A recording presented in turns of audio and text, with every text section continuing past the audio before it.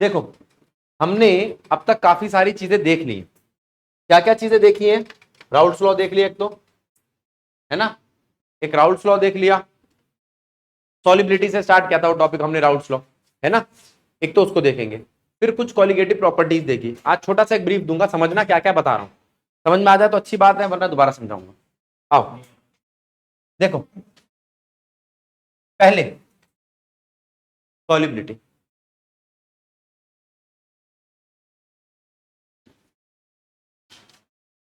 Solubility, ठीक, solubility का मतलब क्या है? और अब हम इस वाले चैप्टर में सॉलिबिलिटी को किससे देखते हैं? सॉलिबिलिटी का मतलब तुम कहते हो भैया सॉल्यूट का सॉल्वेंट में घुलना। किसका घुलना? सॉल्यूट का सॉल्वेंट में डिसॉल्व होना, सॉलिबिलिटी। सॉल्यूट कितने तरीके के होते हैं? 3 तरीके के। बोल, कौन कौन से? 2 ही तो होते हैं बेटा, volatile non volatile. Volatile solute, non volatile solute. मैं किस तरीके की कैटेगरी की बात कर रहा हूं सॉल्यूट के? जो मुझे वेपर प्रेशर बताए, ठीक है, गेट वेपराइज्ड, जो वेपर बनाते हैं।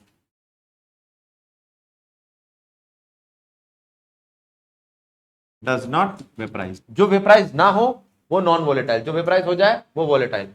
और अच्छा, जो वेपराइज हो जाए तो आप ये लिख सकते हो, रुको, इनका वेपर प्रेशर होता है, इनका वेपर प्रेशर होता है, और नॉन वोलेटाइल का इनका वेपर प्रेशर नहीं होता। किसको इस बात से दिक्कत है? अभी मैंने आपको बताया क्या होता है सॉलिबिलिटी, क्या होता है सॉल्यूट। सॉल्यूट 2 तरीके के होते हैं, एक वेपर बनाता है, एक वेपर नहीं बनाता है। तो तुम कहोगे भैया पहले वेपर बताओ।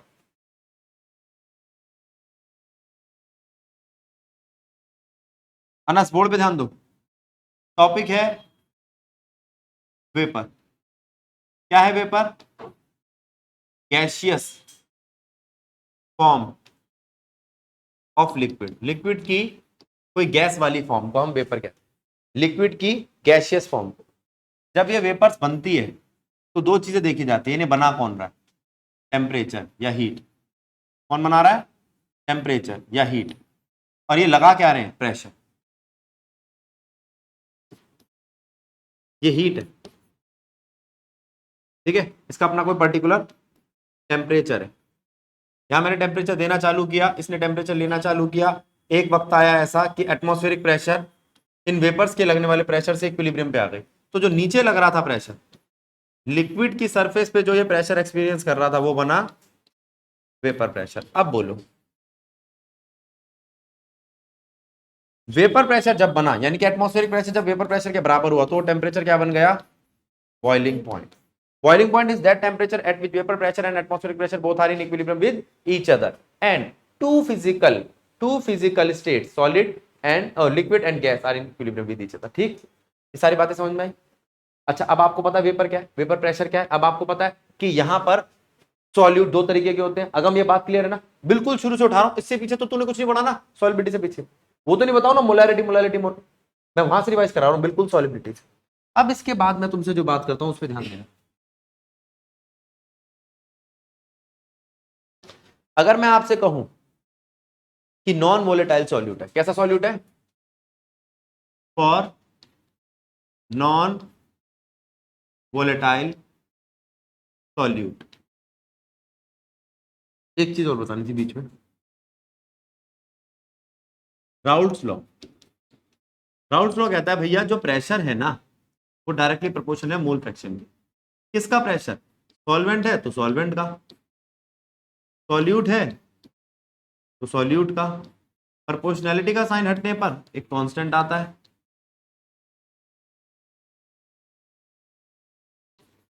अब बोलो, ठीक, ये है राउल्ट्स लॉ। राउल्ट्स लॉ है pressure is directly proportional to mole fraction. Mole fraction क्या है? ये वही तो है, क्या है?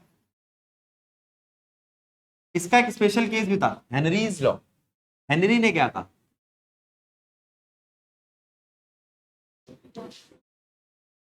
वेपर प्रेशर किस पे डायरेक्टली प्रोपोर्शनल है? मोल फ्रैक्शन ऑफ, है तो मोल फ्रैक्शन के, गलत लगे तो टोको। क्लियर? अब वो कहता है दो तरीके के हैं भैया, एक वोलेटाइल एक non volatile. For non volatile और for volatile solute.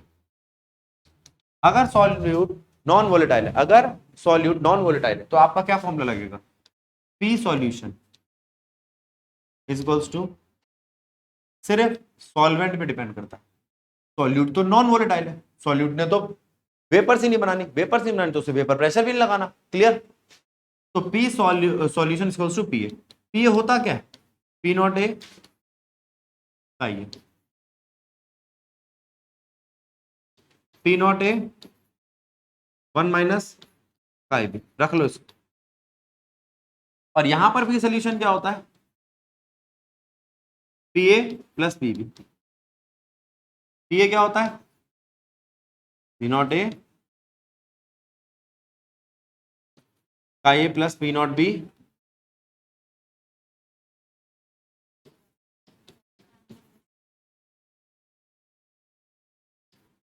One minus chi B plus P not B chi B. इसको खोलो तो पी नॉट है तो मुझे साफ दिखाई दे रहा है, 1 से मल्टीप्लाई करके। यहां काई भी दिखाई देता है। अब कुछ कॉमन निकलता दिख रहा है? काई भी कॉमन निकलता दिख रहा है।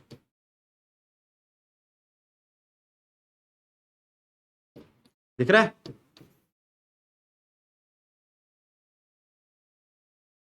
और बोलो,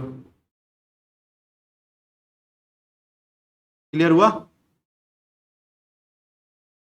क्या फॉर्मूला मिल गया?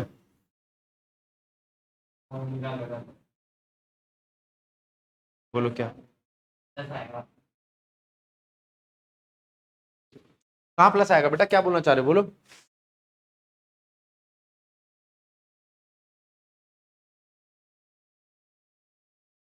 आएंगे, ध्यान देंगे। अब यहां पर मैंने कहा छोड़ा आपको? P solution, P not A plus chi B, P not B minus chi B, ये आ गया आपका वोलेटाइल नॉन वोलेटाइल के लिए, खत्म। अब इसके बाद बारी आती है ये, अब टर्म देखना और समझना क्या लिख रहा हूं। क्या लिखा है? क्या लिखा है बेटा? आइडियल सोल्यूशन कौन?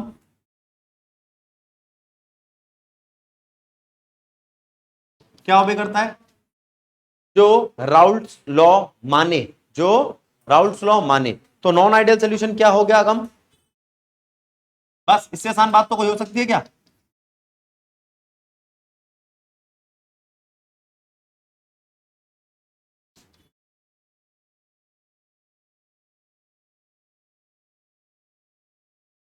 और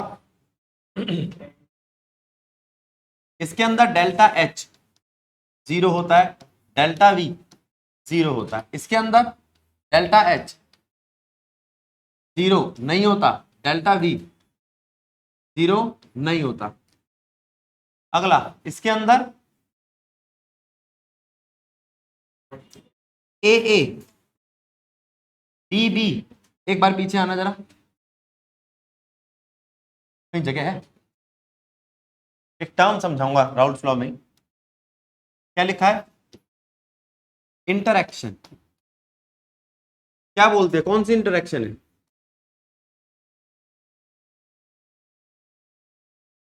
सॉल्वेंट सॉल्वेंट इंटरेक्शन। ये क्या है?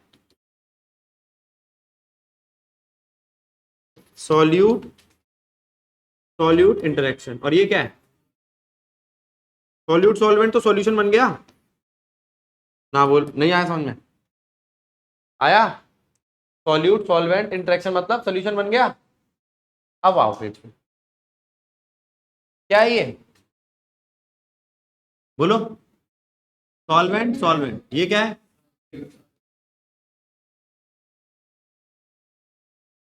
क्लियर बेटा? Solvent solvent interaction, solute solute interaction बिल्कुल बराबर है सॉल्यूशन सॉल्यूशन की। ठीक प्रियंका, कि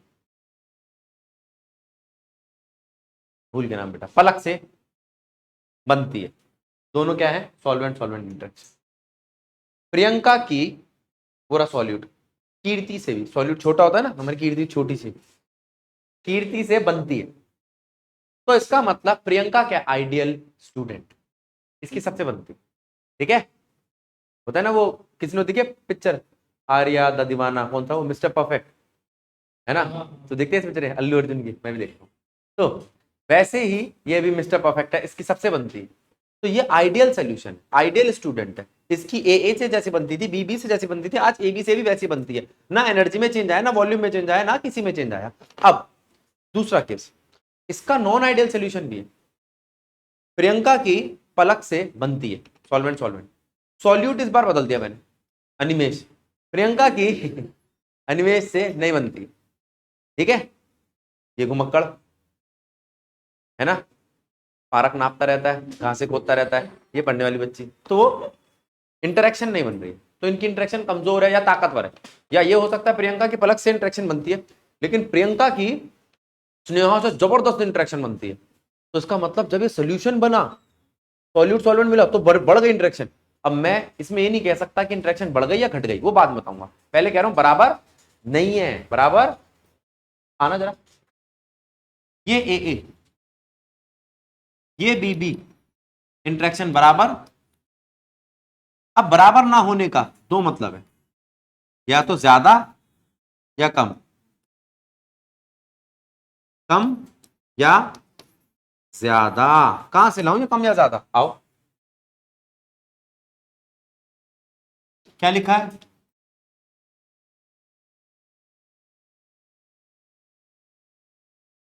non ideal solution.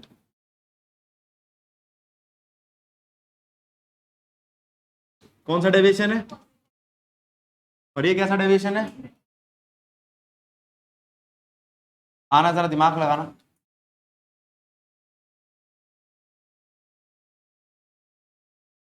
Positive deviation होता क्या है, जिसका डेल्टा एच 0 से बड़ा हो, डेल्टा बी 0 से बड़ा हो, नेगेटिव डेल्टा एच 0 से छोटा, और डेल्टा बी 0 से छोटा। यहां पर ए इंटरेक्शन बी इंटरेक्शन से ए बी के बराबर नहीं होती, यहां पर भी बराबर नहीं होती। अब आप कहोगे आपने बताया क्यों नहीं, ज्यादा होती है कि कम, वो मैं आपको ग्राफ से बताऊंगा। पहले एक बात समझो, पॉजिटिव नेगेटिव तो समझते हो ना, जमा घटा, ये डेविएशन है कहाँ, ये ग्राफ में डेविएशन देखेंगे कहाँ दिखेगी, आप देख के बताना हाँ भैया ग्राफ में डेविएशन दिख रही, नहीं दिख रही हो तो मत बताना। ठीक है, मोहिता बेटा बोर्ड पे ध्यान दे, बतियाओ मत। देखो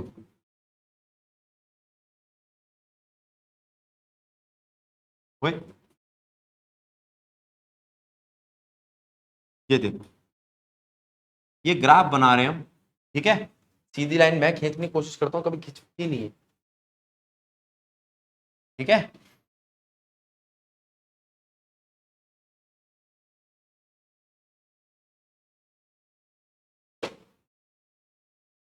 आइडियल का है,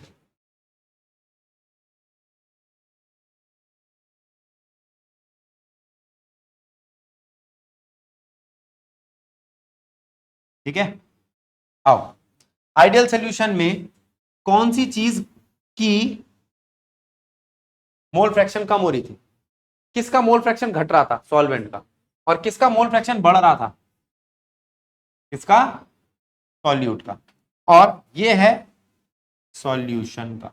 आओ, और ये ग्राफ किसके बीच में है, ये ग्राफ है vapour pressure versus mole fraction. इस पॉइंट पर मोल फ्रैक्शन 1 है किसका, सॉल्वेंट का। क्या ये बात समझ में आई कीर्ति, सॉल्वेंट का 1 है, और यहां सॉल्यूट का बढ़ रहा है, तो यहां पर मोल फ्रैक्शन किसका 1 है, ठीक है, यहाँ सॉल्वेंट का 1 है, यहाँ सॉल्यूट का 1 है। ठीक है, जगह कम है इसलिए मैंने ऐसा ग्राफ थोड़ा सा ऊंचा बना दिया। अगला, अब यहां देखना,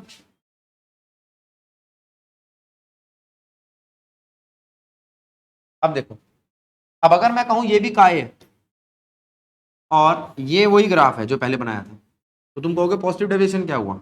आओ बनाते हैं पॉजिटिव डेविएशन। ये तो पुराना ग्राफ है, आइडियल। अब अपनी आइडियलिटी से वो डेविएट करेगा, कराते हैं अभी डेविएट, देखना कैसे करेगा। करने बनेगा इससे, देखो पॉजिटिव लग रहा है, तो तुम कहोगे ये तो वेपर प्रेशर बढ़ गया, वेपर प्रेशर आसान हो गया, अब वेपर बनना आसान हो गया। अब वेपर बनना आसान हो गया मतलब अब इंटरेक्शन कमजोर है, अब इंटरेक्शन कमजोर है, वीक है। ए बी बी इंटरेक्शन ताकतवर थी, ए बी इंटरेक्शन कमजोर है। और ये क्या है, वेपर प्रेशर आसान हो गया या मुश्किल हो गया, मुश्किल हो गया। वेपर प्रेशर डिक्रीज, याद करो जब भी वेपर प्रेशर डिक्रीज करता था बॉइलिंग पॉइंट इंक्रीज करता था। वेपर प्रेशर डिक्रीज तो नेगेटिव डेविएशन में बॉइलिंग पॉइंट, और पॉजिटिव डेविएशन में तो इसको हम कहते हैं मिनिमम बॉइलिंग पॉइंट और इसे कहते हैं मैक्सिमम बॉइलिंग पॉइंट। ठीक, नाम समझ पा रहे हो। चलो, अब वेपर प्रेशर बता दिया, पॉजिटिव नेगेटिव डेविएशन बता दिया, और ये बता दिया कि इसके अंदर वेपर प्रेशर जल्दी अचीव हो जाता है, मतलब अब अव्वल इंटरेक्शन जल्दी वेपर बनती है, उनमें इंटरेक्शन अच्छी नहीं रही है, इस वाले में अब इंटरेक्शन ज्यादा अच्छी। क्लियर, ठीक है। अब यहां तक बात को समझो। अब जब हम आपसे पॉजिटिव और नेगेटिव डेविएशन की बात करते हैं तो ये बातें आ जाती है। अब इसके बाद बारी आती है, अगर मैं आपसे कहता हूं कि यहां पे जरा देखना बेटा, यहां पे इंटरेक्शन में ये जो इंटरेक्शन है ए बी इंटरेक्शन वीक है, ये स्ट्रांग है। जहां पर जो इंटरेक्शन स्ट्रांग है वो क्या है, वहां पर होनी चाहिए इंटर मॉलिक्यूलर हाइड्रोजन बॉन्डिंग। ऐसे इधर देखना, यहां पर कहां है, तो एनसीईआरटी ने इसके दो एग्जांपल दे रखे हैं, इथेनॉल वाले, inter molecular hydrogen bonding. Negative deviation के लिए एनसीईआरटी क्या कहती है, वो कहती है कि अगर आप देखते हो इसको प्रोपेनोन को, और अगर आप देखते हो इसको, तो ये आपस में इंटरेक्शन नहीं कर रहे थे, आपस में इनमें हाइड्रोजन बॉन्डिंग नहीं थी, लेकिन जब आप एक साथ रखे गए तो इनके पास हाइड्रोजन बॉन्डिंग आ गई, तो इनकी ए बी में हाइड्रोजन बॉन्डिंग है।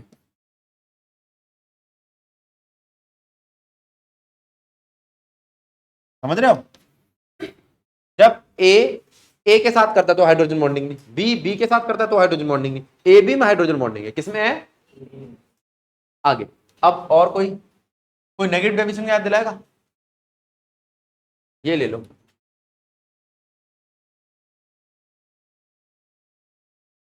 इथेनॉल, इथेनॉल के साथ क्या करता है, हाइड्रोजन बॉन्डिंग, जानते हो। लेकिन अगर मैं आपसे इसकी बात करूं तो क्या ये करेगा इसके साथ हाइड्रोजन बॉन्डिंग, नहीं। और जब मैं इन दोनों को साथ ले आऊंगा, ये खुद के साथ भी नहीं करता, लेकिन वो तो कर रहा था, नहीं ये खुद के साथ कर लेता है, ये खुद के साथ हाइड्रोजन बॉन्डिंग करता है। प्रोपेनोन एक ऐसा एग्जांपल है जो हाइड्रोजन बॉन्डिंग दिखाता है। दो ऐसे एग्जांपल है, प्रोपेनोन और एक मिथेनल और इथेनल, छोटे छोटे एल्डिहाइड और कीटोन हाइड्रोजन बॉन्डिंग दिखा देते कभी कभी पानी के साथ। अच्छा चलो छोड़ो, अब ये और ये इंटरेक्शन अगर करेंगे तो क्या हाइड्रोजन बॉन्डिंग दिखाएंगे, नहीं। तो इसका मतलब पहले हाइड्रोजन बॉन्डिंग थी और अब नहीं है। ए के पास हाइड्रोजन बॉन्डिंग थी, ए बी के पास नहीं है, बोलो। अब हाइड्रोजन बॉन्डिंग की कमी है, और अगर अब हाइड्रोजन बॉन्डिंग कमी है तो उसे क्या बोलेंगे, पॉजिटिव डेविएशन। कैसा डेविएशन। अब बारी आती है एजियोट्रॉप्स, नाम देखो क्या लिखा है, एजियोट्रॉप्स। अब वो कहता है आपने क्या किया, आपने दो चीजें ऐसी मिलाई, दो चीजें ए और बी ऐसे मिला दिए भैया कि मिलने के बाद वो ए बी बने, और एक ऐसा कॉम्पोजिशन आ गया, एक ऐसा अनुपात आ गया, 50-50%, 70-80%, ठीक है, 1:70-1:30 है। उस कॉम्पोजिशन पे उबालने पर दोनों एक साथ ही वेपराइज होते हैं। फ्रैक्शनली डिस्टिलेट नहीं किए जा सकते, क्या नहीं किए जा सकते, फ्रैक्शनली डिस्टिलेट नहीं किए जा सकते। ठीक है, मैंने मिलाया किसको, पानी को इथेनॉल के साथ। इथेनॉल कितना है 95%, पानी कितना है 5%। जब मैंने इन दोनों को मिलाया तो मिलाने के बाद ये बन गया एजियोट्रॉप। क्या बन गया, अब जरा ध्यान दो, इन दो, इसके पास अपनी खुद की पहले हाइड्रोजन बॉन्डिंग थी, इसके पास भी अपनी खुद की हाइड्रोजन बॉन्डिंग थी, मिलाने के बाद वो इतनी मजबूत नहीं रही, तो इसका मतलब ये हो गया पॉजिटिव डेविएशन। अगर ये पॉजिटिव डेविएशन है तो इसका मतलब इसका वेपर बनना आसान है, वेपर प्रेशर जल्दी अचीव हो जाएगा। क्या हो जाएगा, इसका मतलब कम बॉइलिंग पॉइंट में काम चल जाएगा, मिनिमम बॉइलिंग पॉइंट एजियोट्रॉप। नहीं समझे। दूसरा HNO3 प्लस H2, इसका लिया मैंने 68% और इसका लिया 32%। अब ये दोनों नेगेटिव डेविएशन दिखा रहे हैं, मतलब पहले इनमें नहीं थी हाइड्रोजन बॉन्डिंग, अब पाई जा रही है। और दूसरा ये बन गया मैक्सिमम बॉइलिंग पॉइंट एजियोट्रॉप। समझो, minimum boiling point azeotrope, maximum boiling point azeotrope, composition याद रखो 68 और 32। आपने कहा भैया मैं इतना सारा पानी, ये सारा पानी और ये थोड़ा सा इथेनॉल, ब्लू कलर दिख रहा है, का कॉम्पोजिशन बनाकर बैठ गया। और मैंने देखा भैया हुआ क्या, ये इथेनॉल और पानी को, जब मैं पानी को उड़ाता हूं तो पानी उड़ता है, इथेनॉल बचा रहता है। पानी कब तक उड़ता है, ये पानी उड़ते उड़ते उड़ते उड़ते 32% पे आ गया, अब नहीं उड़ेगा पानी। अब ये कहेगा मैं भी उड़ूंगा और तू भी उड़ेगा, चल दोनों उड़ेंगे। अब हम एजियोट्रॉप बन गए। क्या बन गए, अब मैं क्या करूं भैया, हमारे पास, मैं HNO3 बनाने की मेरा काम है, मेरी कंपनी का कस्टमर है अगम। अगम ने कहा मुझे तो 90% HNO3 चाहिए। ठीक है, अगम कोई HNO3 का काम करता है, केमिकल इंडस्ट्री है इसकी अपनी खुद की, 90% HNO3 चाहिए। ठीक है, तो हम दो काम कर सकते हैं, एक तो झूठ बोल दें, अगम को क्या पता चलेगा, चल जाएगा पता, मेरा पता चल जाएगा। दूसरा हम क्या कर सकते हैं, इसको फिजिकली तो अलग कर नहीं पाए, इसका पानी सुखा नहीं पाए, देख बेटा ऐसे तो करते पानी उड़ा दे, उसकी कंसंट्रेशन बढ़ जाएगी। दूसरा तरीका क्या है, पानी नहीं बढ़ा पाए ना, पानी उड़ा नहीं पाए, तो क्या करें अंशुमन, हमने उसका पानी चूस लिया, किससे, पानी एब्जॉर्ब करने वाले से, H2SO4 से। H2SO4 एनहाइड्रस वाला रोल प्ले करके इसका पानी ले गया, केमिकली, फिजिकली नहीं, कैसे, तो अब वो HNO3 कंसंट्रेटेड है। क्लियर हुआ, इसे कहते हैं एजियोट्रॉप। क्या कहते हैं, एजियोट्रॉप, याद रहेगा। एजियोट्रॉप तक का तुम्हारा टॉपिक रिवाइज हो गया, पढ़ो इसको। आओ, अब बात कर रहे हैं हम किस चीज की, कॉलिगेटिव प्रॉपर्टी। अब छोटी छोटी बातें सुनो और समझो। कॉलिगेटिव प्रॉपर्टी वो प्रॉपर्टी जो डिपेंड करे number of moles of solute पे, किस पे डिपेंड करे, कौन कौन सी है, relative lowering in vapour pressure, elevation in boiling point, depression in freezing point, osmotic pressure. चारों में से सबसे अच्छी ऑस्मोटिक प्रेशर वाली ही है, क्योंकि मैक्रो लेवल पे यही देखी जाती है, बड़े लेवल पे, ठीक है, वो बहुत छोटे लेवल पे होती है। ठीक है, तो प्रैक्टिकली थोड़ी मुश्किल हो जाती है। अब नाम में ही पता चल जाएगा क्या है, relative lowering in vapour pressure. पहले बताओ lowering in vapour pressure, P0A minus PA हो गया लोअरिंग इन वेपर प्रेशर, और relative lowering in vapour pressure P0A minus PA divide by उसी का P0। गलत है क्या, अपने को पता चल गया लोअरिंग इन वेपर प्रेशर क्या होता है और relative lowering in vapour pressure क्या होता है, खत्म कहानी। अगला पॉइंट, अब वो कहता है भैया इनका मोल फ्रैक्शन के साथ कोई लेना देना है, जी है। कौन कहता है, राउल्स लॉ। राउल्स लॉ क्या कहता है, PA is equals to P0A काय A, chi A is equals to 1 minus chi B। It means, खोल दो डब्बा,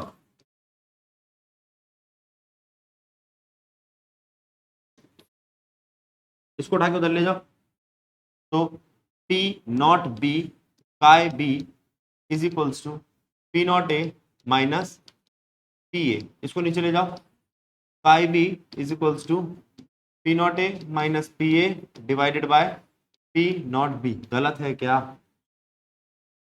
आ गई तुम्हारी, यही है relative lowering in vapour pressure जो बराबर है मोल फ्रैक्शन ऑफ बी के। अब ये कैसे है कॉलिगेटिव प्रॉपर्टी, वो बताएगा आपको ये खुलने के बाद, एन बी अपॉन में N A plus N B. तो एन बी पे डिपेंड करती है, हाँ, जो नंबर ऑफ मोल्स पे डिपेंड करे वो कॉलिगेटिव प्रॉपर्टी है, जो नंबर ऑफ मोल्स पे डिपेंड करे वो कॉलिगेटिव प्रॉपर्टी है। अब और खोलो। अच्छा मैं ये कह रहा हूं नंबर ऑफ मोल्स ए और बी को हम खाली ए कह सकते हैं क्योंकि बी ए के सामने नेग्लिजिबल है। फिर हम कह सकते हैं relative lowering in vapour pressure जो है वो असलियत में इक्वल है गिवन मास, इससे निकला है given mass of solid upon में molecular mass of solute divide by, इससे निकला है given mass of solvent divide by molecular mass of solvent. मुझे मॉलिक्यूलर मास ऑफ सॉल्यूट निकालना है। ये एप्लीकेशन होती है किसी भी कॉलिगेटिव प्रॉपर्टी की, किसकी होती है?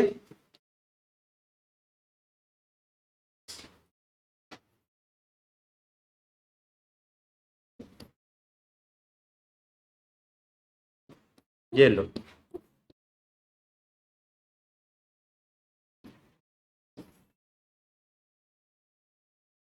ये है पहली colligative property relative lowering in vapour pressure.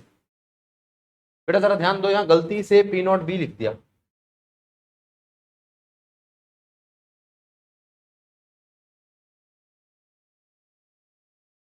ठीक है, अब जल्दी से इसको पढ़ो फिर आगे बढ़ते हैं। इसके बाद दूसरा पॉइंट आता है एलिवेशन इन बॉइलिंग पॉइंट।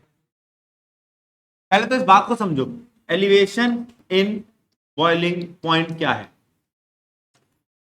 देखो, जब प्योर सॉल्वेंट, क्या बेटा, प्योर सॉल्वेंट बना सॉल्यूशन, जब प्योर सॉल्वेंट बना सॉल्यूशन, तो प्योर सॉल्वेंट से सॉल्यूशन बनते वक्त वेपर प्रेशर क्या कर गया? डिक्रीज। अब वेपर प्रेशर को बढ़ाने के लिए बॉइलिंग पॉइंट क्या करना पड़ेगा? इंक्रीज। री इक्विलिब्रियम अटेन करने के लिए हमें दोबारा बॉइलिंग पॉइंट को क्या करना पड़ेगा? इंक्रीज। बोलो, आना बोलो। अच्छा, तो सॉल्वेंट से सॉल्यूशन बनने के लिए वेपर प्रेशर करना पड़ेगा डिक्रीज और बॉइलिंग पॉइंट करना पड़ेगा इंक्रीज। क्या ये बात क्लियर है आपको? बोलो, इतना समझ सकते हैं? चलो अगले स्टेप पे। अब वो कहता है आपने बॉइलिंग पॉइंट बढ़ाया, इसको जरा एक बार ग्राफिकली देखना। ये है प्योर सॉल्यूशन और ये क्या है? ये था प्योर सॉल्वेंट और ये है सॉल्यूशन। अब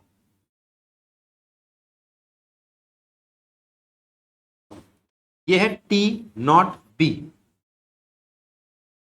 इस वक्त यहां था इसका वेपर प्रेशर गिर गया जब इसने मैंने सोल्यूशन बनाया।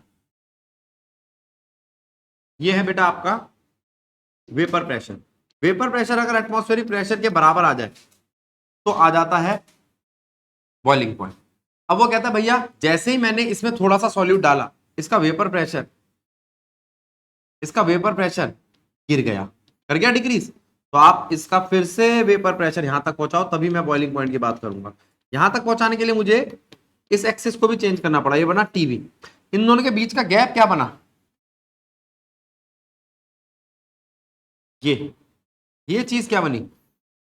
ये चीज बनी चेंज इन बॉइलिंग पॉइंट। अब डेल्टा टी भी किस पे डिपेंड कर रहा है बेटा? डेल्टा टी भी डिपेंड करता है प्रेशर पे, और प्रेशर किस पे डिपेंड करता है? मोलैलिटी पे। मतलब डेल्टा टी भी किस पे डिपेंड करता है? प्रोपोर्शनैलिटी का साइन हटने पर एक कांस्टेंट आता है, एब्लोस्कोपिक कांस्टेंट या बॉइलिंग पॉइंट कांस्टेंट। और मोलैलिटी को आप बोल सकते हो number of moles per unit volume of solution. तो यहां पर हमने इसको लिख दिया Kb, नंबर ऑफ मोल्स को लिख दिया given mass upon molecular mass. अब मॉलिक्यूलर मास को उठा के उधर ले जाओ, खबर रखो, VTO, वेट ऑफ सॉल्वेंट।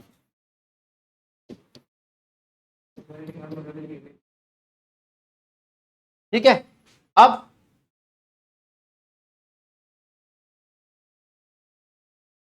अब इसको देखो, कुछ बचा है बेटा यहाँ पे? नहीं। ये हो गया आपका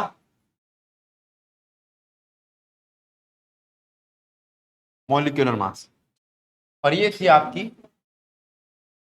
कॉलिगेटिव प्रॉपर्टी। ठीक है, टेम्परेचर चेंज ना, हाँ आएगा डेल्टा टी बी। अब ठीक है, अब देखो ये जो चीज थी ये थी एलिवेशन इन बॉइलिंग पॉइंट। दूसरा पॉइंट आता है डिप्रेशन इन फ्रीजिंग पॉइंट, उसको देखो। डिप्रेशन मतलब गिरना इन फ्रीजिंग पॉइंट। देखो कैसे, सेम ग्राफ बना रहा हूं मैं आपका वेपर प्रेशर का, किसकी रिस्पेक्ट में? टेम्परेचर। और वो क्या बनता है? ये। लेकिन यहां पर ये ग्राफ किसका है? सॉलिड का। तो प्योर सॉल्वेंट जो था उसका यहां का ही टेम्परेचर आता, और सॉल्यूशन जो बना उसका यहां कहीं टेम्परेचर आता है टीएफ, और इन दोनों के बीच का गैप क्या है? Delta TF. अब देखो डेल्टा टीएफ कितना है? डेल्टा टीएफ है T not F minus TF, क्योंकि गिर गया ना, डिप्रेस कर गया। और वो वाला क्या था? डेल्टा टीबी क्या था? डेल्टा टीबी था T not T B minus T not B. उल्टा है बिल्कुल, याद रखोगे। अब जब ये बन गया तो हमने बात करी आपसे फिर वही फॉर्मूले की। डेल्टा टीएफ किस पे डिपेंड करता है? मोलैलिटी पे। मोलैलिटी किस पे डिपेंड करती है? प्रेशर पे। तो डेल्टा टीबी टीएफ किस पे डिपेंड करेगा? उल्टा लिख दिया।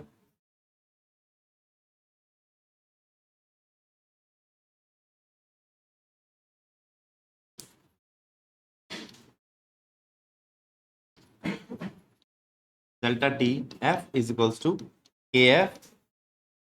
अबे के एफ क्या है?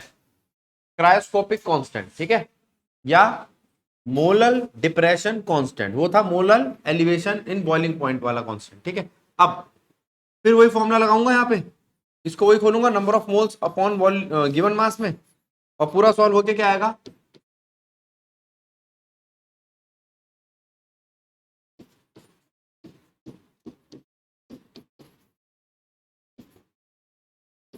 आएगा,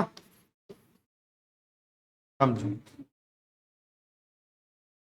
इसके बाद बारी आती है डिप्रेशन फ्रीजिंग पॉइंट और बॉइलिंग बॉइलिंग पॉइंट हो गया। इसके बाद आता है ऑस्मोटिक प्रेशर। पहले समझ ले osmotic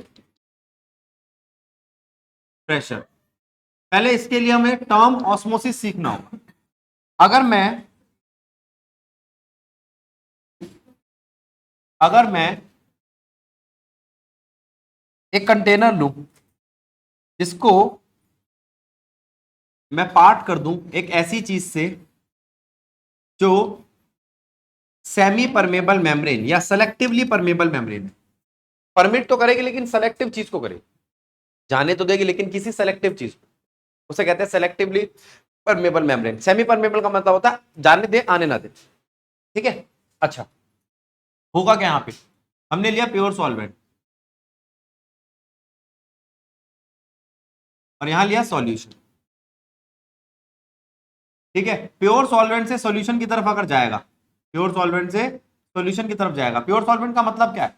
high concentration of solvent, high concentration of solvent. ठीक है, यहां लो कंसंट्रेशन ऑफ सॉल्वेंट। इसकी जगह कोई उल्टा बोले, लो कंसंट्रेशन ऑफ सॉल्यूट से हाई कंसंट्रेशन ऑफ सॉल्यूट, बात एक ही है। ठीक, इस मूवमेंट को हम कहते हैं ऑस्मोसिस। और अगर मैं प्रेशर लगा के इस मूवमेंट को ही रोक दूं, तो यहां प्रेशर लगाऊं तो वो प्रेशर जो इस मूवमेंट को रोक दे वो कहलाता है ऑस्मोटिक प्रेशर। क्या कहलाता है? Osmotic pressure. ये वो प्रेशर है जो ऑस्मोसिस को रोक देता है। सुनो बताता हूं, किसी एक चीज का कम प्रेशर से ज्यादा प्रेशर की तरफ फैलना वो कहलाता है डिफ्यूजन। हाँ, ठीक है, अब देखो ये आ गया ऑस्मोटिक प्रेशर, ये आ गया ऑस्मोटिक, अच्छा वो ऑस्मोसिस, ये ऑस्मोटिक प्रेशर। अब मैं इस इक्वेशन को उठा रहा हूं जो आपने सुन रखी है, आइडियल गैस इक्वेशन। इसको मैं लिख सकता हूं, क्या लिख सकता हूं, कंसंट्रेशन तो लिख सकता हूं, मुझे तो ऑस्मोटिक प्रेशर निकालना है ना, और इसको लिख सकता हूं मैं CRT। फिर ये तो है कंसंट्रेशन, बाइनरी सोल्यूशन के लिए बन जाएगा MRT। MRT में M क्या है, मोलैरिटी, क्या है, मोलैरिटी। अब P is equals to number of moles of solute upon में VRT। अब नंबर ऑफ मोल्स को लिख सकता हूं मैं, गिवन मास अपॉन, ठीक, तो यहां से मॉलिक्यूलर मास क्या आ गया, given mass of solute RT by PV। चलो ठीक, चार कॉलिगेटिव प्रॉपर्टी, चारों की चारों कॉलिगेटिव प्रॉपर्टी की एक ही एप्लीकेशन है कि कौन सा सॉल्यूट आपने डिसॉल्व किया उसका पता लगाओ। ठीक है, चार कॉलिगेटिव प्रॉपर्टी निकाली और हम खुश हो गए, और दिमाग तब खराब हुआ जब उनके जवाब गलत आने लगे। हमने देखा कि NaCl जिसका मॉलिक्यूलर मास 58 है, अब चेक करेंगे ना, उसका पता लगाया तो उसका 58 मास नहीं आया। क्यों नहीं आया, वो मॉलिक्यूलर मास 58 आना चाहिए था, नहीं आया, क्यों नहीं आया, उसे बोला हमने एबनॉर्मल मॉलिक्यूलर मास या एबनॉर्मेलिटी। सुनना और समझना, और फिर मुझे बताना बात ठीक है कि नहीं। क्या लिख रहा हूं टर्म में, एबनॉर्मेलिटी और एबनॉर्मल मॉलिक्यूलर मास। गलत लगे तो टोक देना बस, ठीक। क्या है एबनॉर्मेलिटी, क्या है ये एबनॉर्मल मॉलिक्यूलर मास, गलत निकल आया मॉलिक्यूलर मास, उसे हम एबनॉर्मल मॉलिक्यूलर मास कहते हैं। अच्छा कैसे निकल आया और कैसे ठीक करेंगे उसको, पहले मुझे बताओ मैं किससे मॉलिक्यूलर मास जज कर रहा हूं, कॉलिगेटिव प्रॉपर्टी से। कॉलिगेटिव प्रॉपर्टी किस पे डिपेंड करती है, number of moles of solute पे। Number of moles of solute molecular mass से कैसा है, इनवर्सली प्रोपोर्शनल है ना। अच्छा, तो अगर कहीं नंबर ऑफ मोल्स बढ़ गए तो क्या कॉलिगेटिव प्रॉपर्टी बढ़ जाएगी, हाँ, और मॉलिक्यूलर मास घट जाएगा। नंबर ऑफ मोल्स कैसे बढ़ जाएंगे, नंबर ऑफ मोल्स बढ़ सकते हैं क्या, अगर नंबर ऑफ मोल्स कांस्टेंट होते तो कॉलिगेटिव प्रॉपर्टी में कोई दिक्कत नहीं आती, लेकिन नंबर ऑफ मोल्स बढ़ सकते हैं। करके दिखाता हूं, आप समझना और बताना मेरे क्या है ये। आपने इसको सॉल्यूशन बनाने के लिए पानी में डाला, आपने सोचा एक Na, लेकिन वो तो टूट के दो हो गया, और पूरा का पूरा टूट गया, तो लग रहा है डबल हो गया, 100% से 200% बन गया, एक का दो हो गया। ठीक है, तो जो भी आना होगा आपके नंबर ऑफ मोल्स डबल हो गए, तो आप यहां कहोगे इस केस में डिसोसिएशन हुआ, डिसोसिएशन में number of moles of solute बढ़ गए, number of moles of solute बढ़ने से कॉलिगेटिव प्रॉपर्टी बढ़ गई, कॉलिगेटिव प्रॉपर्टी बढ़ने से क्या हुआ, मॉलिक्यूलर मास कम हो गया। तो अगर आपका मॉलिक्यूल डिसोसिएट होता है, आयनाइज होता है, तो डिसोसिएट होने की वजह से, डिसोसिएट होने की वजह से, डिसोसिएट होने की वजह से number of moles of solute बढ़ जाते हैं, number of moles of solute बढ़ने से कॉलिगेटिव प्रॉपर्टी बढ़ जाती है, कॉलिगेटिव प्रॉपर्टी बढ़ने से मॉलिक्यूलर मास कम हो जाता है, तो dissociation decrease in molecular mass, D याद रहेगा। हाँ, अब इसके बाद एसोसिएशन बताता हूं, पहले इसको पढ़ लो। अब बात आती है, ये था आपका डिसोसिएशन, अब देखो एसोसिएशन। एसोसिएशन का मतलब Na थे और अब An बन गए, तो कम हो गए, यहां से यहां जाते वक्त number of moles of solute decrease, colligative property decrease, लेकिन मॉलिक्यूलर मास बोलो बोलो इंक्रीज। तो एसोसिएशन में मॉलिक्यूलर मास इंक्रीज करता है, एसोसिएशन में एबनॉर्मली मास इंक्रीज कर जाता है। सॉरी अब किसी का मास 40 है, उसका 80 दिख रहा हो, गलत है ना, और किसी का मास 40 है, उसका 20 दिख रहा हो, 20 दिख रहा है तो डिसोसिएशन हुआ है, और 80 दिख रहा है तो एसोसिएशन हुआ है। अच्छी बात ये थी कि डबल दिख रहा है तो पता चल गया कोई चीज गायब। देखो ये बात समझ में आ गई मॉलिक्यूलर मास वाली। एसोसिएशन में मॉलिक्यूलर मास बढ़ता है, डिसोसिएशन में मॉलिक्यूलर मास घटता है। आओ अब एक चीज समझते हैं, when half factor, when half factor. Went of factor क्या कहता है, ऐसे आई से दिखा लो, ये कहता है कि अगर आपको पता है कि डिसोसिएशन से पहले कितने नंबर थे और डिसोसिएशन के बाद कितने नंबर हैं और उनकी रेशियो निकाल दो, तो आपके पास एक कांस्टेंट आ जाएगा, वो है वेंट ऑफ फैक्टर आई। ठीक है, अब एनसीईआरटी इसके लिए तीन चीज दिखाती है, तीन स्टेटमेंट दिखाती है, देखते क्या है वो। एनसीईआरटी लाया कोई बच्चा?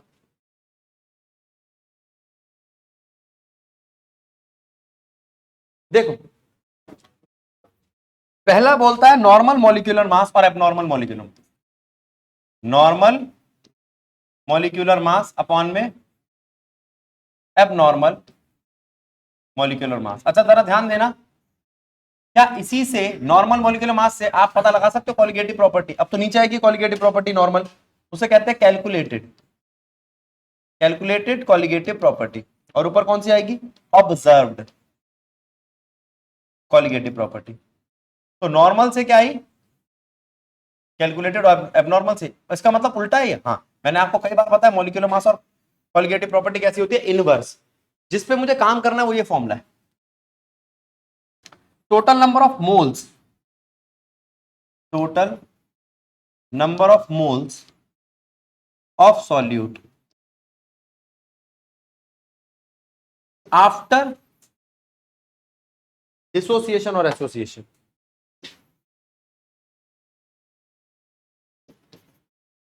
Divided by total number of moles before dissociation और एसोसिएशन। अब जरा ध्यान देते हैं क्या हो रहा है, बताओ ये एसोसिएशन है या डिसोसिएशन? बोलो क्या है ये, डिसोसिएशन।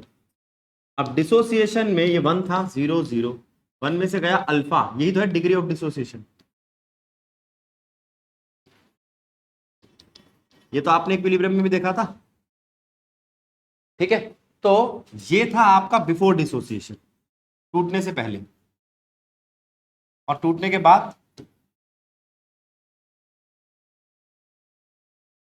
तो वेंट ऑफ फैक्टर क्या बना, 1 minus alpha plus alpha plus alpha divide by 1। तो वेंट ऑफ फैक्टर आ गया डिसोसिएशन के लिए 1 प्लस अल्फा, क्या आ गया, 1 प्लस अल्फा। अल्फा कुछ तो होगा ही, तो वेंट ऑफ फैक्टर डिसोसिएशन के लिए बड़ा है 1 से, है बड़ा।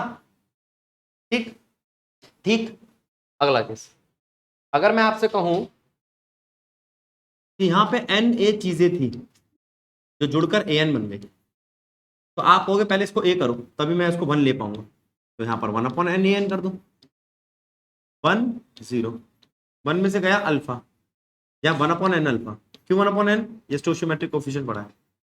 तो वेंट ऑफ फैक्टर क्या बना एसोसिएशन का, 1 minus alpha plus alpha upon N divided by 1। बस, अब ये एन क्या है, एन 2 है डाइमर के लिए, किसके लिए, 3 है ट्राइमर के लिए, वगैरह वगैरह। अब अगर मैं डाइमर के लिए बात करूं, जो कि ज्यादातर तुम्हारे क्वेश्चन डाइमर के आते हैं, तो ये एसोसिएशन क्या बन जाएगा, 1 minus alpha plus alpha by 2 by 1, यानी कि 1 माइनस अल्फा बाय 2 बनेगा। देखो ये दो बातें, ये डिसोसिएशन के लिए, ये एसोसिएशन के लिए। अब इसमें से कुछ माइनस हो रहा है ना, तो हर हाल में आई एसोसिएशन क्या होता है, छोटा होता है, आई एसोसिएशन क्या होता है, छोटा होता है 1 से, खत्म। अब अगर आई छोटा है, आई वेंट ऑफ फैक्टर छोटा है 1 से, तो क्या हुआ है, बोलो, और अगर बड़ा है तो, और अगर बराबर है 1 के तो ना एसोसिएशन ना डिसोसिएशन।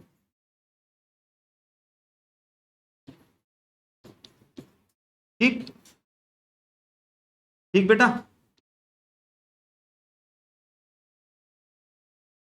अब अगर आपको कोई ऐसा आ जाए जैसे NaCl, वो पूरा टूट जाता है, NaCl जो है पूरा Na प्लस Cl माइनस में टूट जाता है, तो आप कहोगे इवेंट ऑफ फैक्टर सीधा सीधा 2 है। जितने आयन में टूटा उतना ही। ये लो K4 FeCN6, ये जो पूरा आयन है ना, ये कभी टूटता नहीं है, जो स्क्वायर ब्रैकेट में आयनाइज नहीं होता। मैं बताऊंगा इसे कोऑर्डिनेशन कंपाउंड वाले चैप्टर में। लेकिन बाहर के 4 आयन तो टूटेंगे और एक ये भी टूटेगा। तो अब पूछे कोई कितना है भाई, कितना डिसोसिएट हुआ है? अगर पूरा डिसोसिएट होता है 100% तो 4 इसके, एक इसका 5, तो वेंट ऑफ फैक्टर कितना हुआ? 5। अब कोई के नहीं, ये 100% नहीं टूटा था, 50% टूटा था, क्या हो गया? 5 का 50%। समझ रहे हो? परेशान मत होना कि भैया आपने तो पूरा बताया था, ये तो 50% डिसोसिएट कर दिया उन्होंने, तो क्या हो गया? अगर मैं कहूं ये 50% डिसोसिएट हुआ है, पूरे पे कितना आ रहा है? 2, तो 50% पे कितना आएगा? समझ रहे हो? है ना? कर लोगे ये बात? तो ये है आपका डिसोसिएशन। इस तरीके से डिसोसिएट होता है। अब कोई कहे कि डिसोसिएट होने के बाद उसका के और निकालो, वो आपका इक्विलिब्रियम कांस्टेंट है। जैसे मान लो ये ऐसे टूटा, तो ये आपको 11th क्लास में कराया था, याद होगा, देखना 1 0 0, 1 में से गया अल्फा अल्फा अल्फा, सी 1 माइनस अल्फा, सी कंसंट्रेशन होती है, क्वेश्चन में गिवन होगी, तो के सी बन जाएगा। ये है इक्विलिब्रियम कांस्टेंट और डिसोसिएशन। सी अल्फा कुछ याद आया? सी 1 माइनस अल्फा। मोहिता याद आया? कैसे आएगा? ऑनलाइन पेपर दिए थे तूने तो। यहाँ थियोरेटिकली चैप्टर समाप्त। इसके 13 एग्जांपल्स करेंगे हम नेक्स्ट क्लास।